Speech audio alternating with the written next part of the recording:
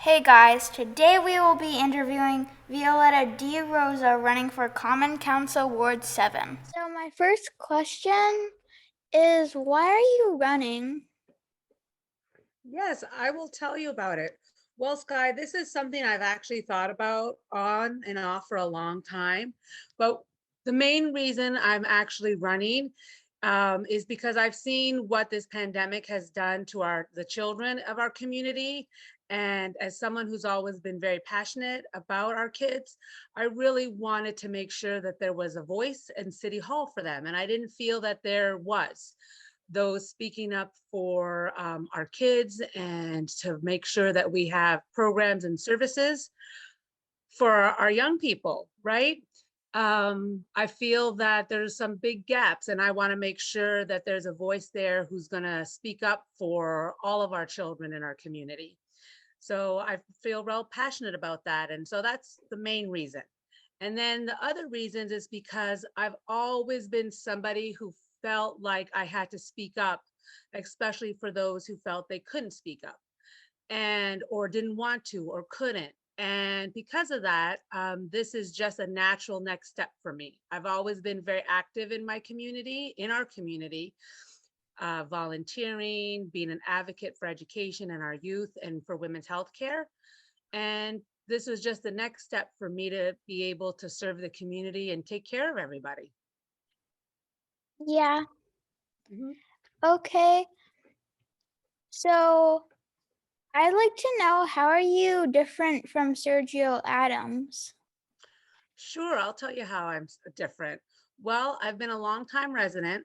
I've been in the area for 15 years. I have two kids in the Albany School District, and I have been very committed to the community. And I've worked a lot with different community groups to make things happen. For example, in our Albany schools, we have a backpack program that I helped launch in 2012.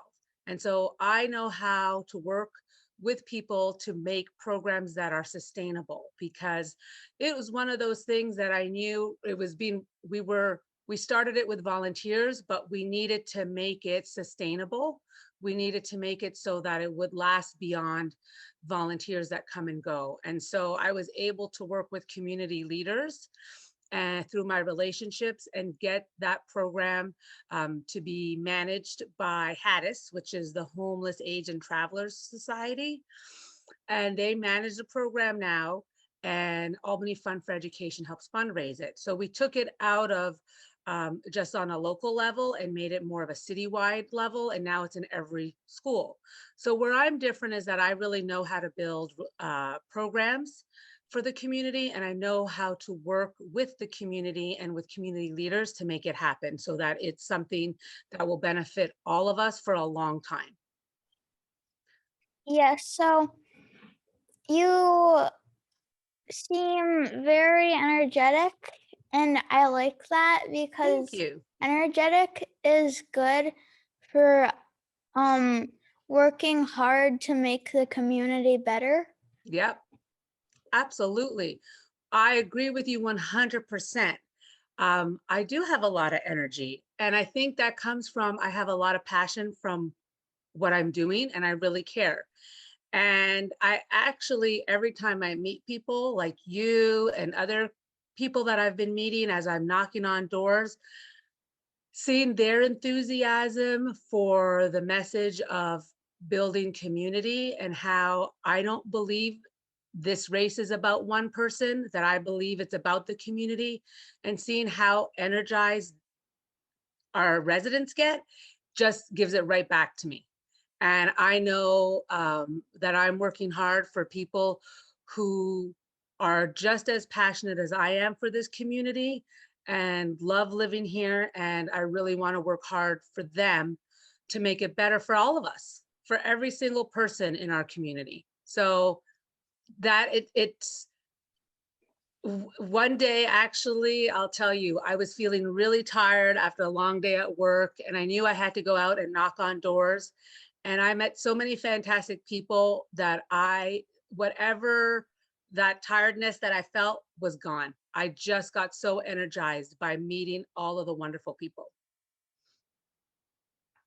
Yeah. I'm glad you So, like my energy. in my last couple of questions, I would like to know, because you work at a school, how will you have time for both? Sure. Well, lucky for me, I finish work at 3:45. So I don't have to do overtime with what I do. I actually used to work at another job where I had to work all the time and travel. And I actually knew that this is something I wanted to do. So I changed careers so I could be doing something that still gives me fulfillment. And I love working in our schools. I work at the high school and I love it. I work with great people and they're great kids there. But I finish work, so I have the rest of the days, the rest of the day to do the work for the city. And a Okay. lot of the common council meetings are in the evening, and then there's work on the weekend. And of course, I am kind of lucky at where I am. I can kind of take phone calls during the day.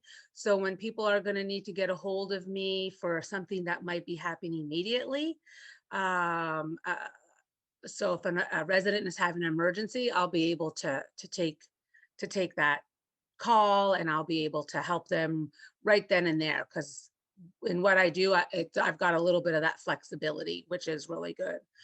But yeah, it's a part-time job, really.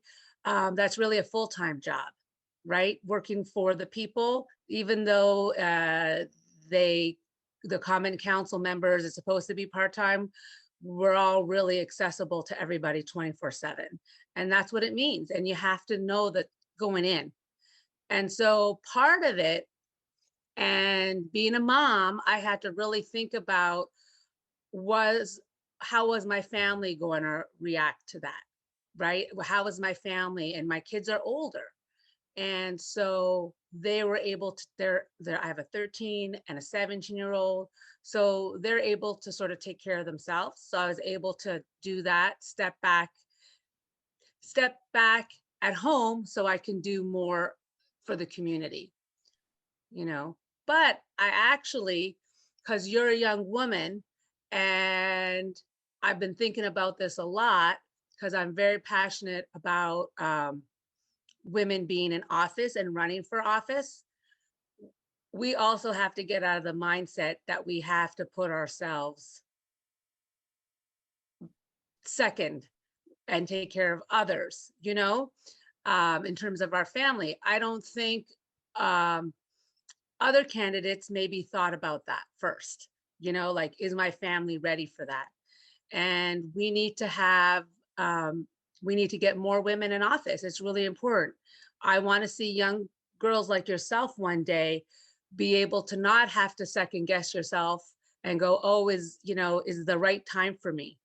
I think we want women leaders. We need to get women leaders at a younger age. So, my last question is, are there any other positions you would like to share?